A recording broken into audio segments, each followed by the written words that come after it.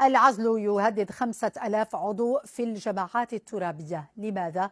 لأنهم لم يصرحوا بممتلكاتهم. المعطى صرحت به زينب العدوي في جلسة عمومية مشتركة لغرفتي البرلمان أثناء تقديم تقرير المجلس الأعلى للحسابات. معطيات أخرى في تقرير زهرة أيتحل.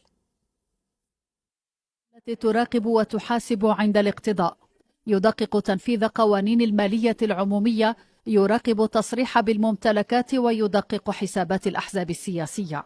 المجلس الأعلى للحسابات وعلى لسان رئيسه الأول زينب العدوي عرض أمام البرلمان نتائج أعماله للعام 2021، وضمن التقرير 3 محاور تعلق آخرها بالحصيلة القضائية ومراقبة التصريح بالممتلكات ومراقبة حسابات الأحزاب السياسية، وبشأن الأفعال التي تستوجب عقوبة